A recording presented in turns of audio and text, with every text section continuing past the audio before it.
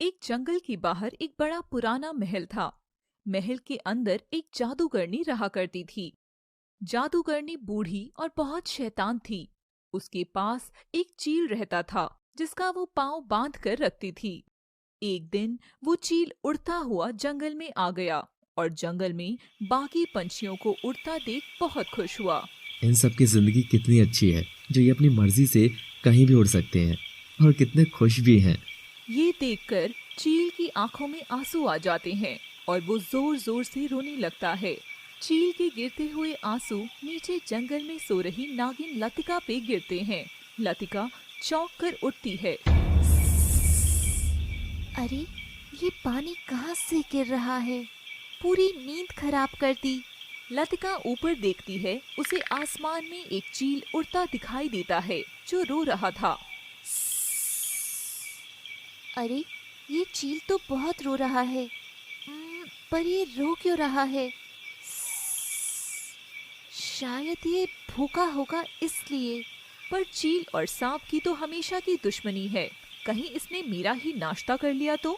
लतिका अनदेखा कर चली जाती है और चील भी वापस महल में चला जाता है। जैसे ही चील महल की दीवार पर बैठता है, जादूगरनी उसे उसके पाँव में बांध धागे से खींच लेती है और थोड़ा सा धागा तोड़कर पिंजरे में कैद कर देती है। बेचारा चील रुआसा होकर फिर से अगली सुबह का इंतजार करता है।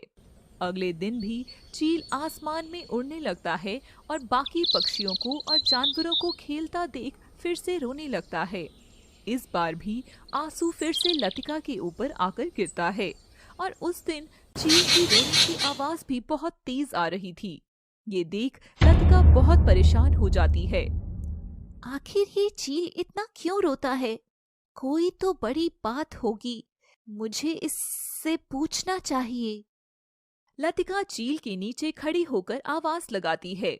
लतिका नागिन वस्त्रों में रहती है।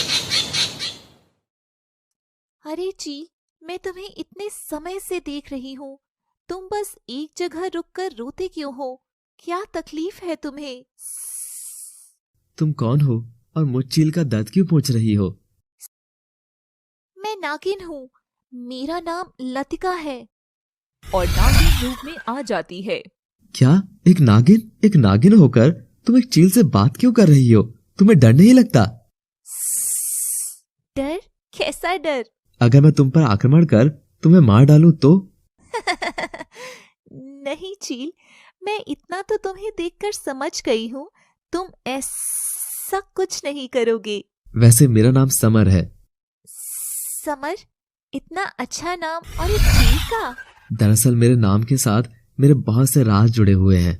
दोनों एक दूसरे से बात कर रहे थे कि तभी शाम हो जाती है और लतिका, मुझे जाना होगा। पर तुम कुछ बता रहे थे। मुझे जाना है वरना वो मुझे मार डालेगी। वो कौन? और लतिका के सामने ही समर महल की ओर वापस चला जाता है जैसे उसे कोई खींच रहा हो। अगले दिन लतिका उस चील का इंतजार करती है। आज मैं उस समर से सारी बात पूछूंगी कि आखिर वो इतना परेशान क्यों है। रोज की तरह समर महल से बाहर उड़ता हुआ बाहर जंगल में आकर बाकी पक्षियों को दूर तक उड़ता देखता है और अपने पाँव में बंधी उस रस्सी को देखता है और फिर से जोर जोर से रोने लगता है। रोज की तरह लतिका उसकी आवाज सुनकर उसके पास जाती है और आसमान में देखकर उसे नीचे आने को कहती है। समर, तुम यहाँ पेड़ पर आकर बैठ जाओ। हम दोनों आराम से बात करते हैं। नहीं, मैं ऐसा नहीं कर सकता हूँ। मैं बहुत मजबूर हूँ। मजबूर? कैसा मजबूर? क्या हुआ मुझे बताओ। अब तो हम अच्छे दोस्त बन गए हैं। समर लतिका को अपने पाँव पर बंधी रस्सी दिखाता है।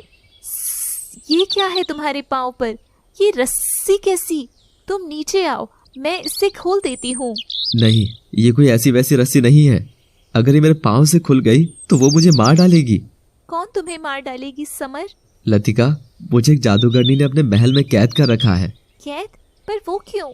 ये जो मेरे पाँव में तुम रस्सी देख रही हो, ये कोई साधारण रस्सी नहीं है। ये रस्सी मेरे जीवन और मौत की रस्सी है। लतिका आश्चर्य से सब सुन रही थी। जादूगरनी की इस रस्सी की लंबाई जिस दिन खत्म हो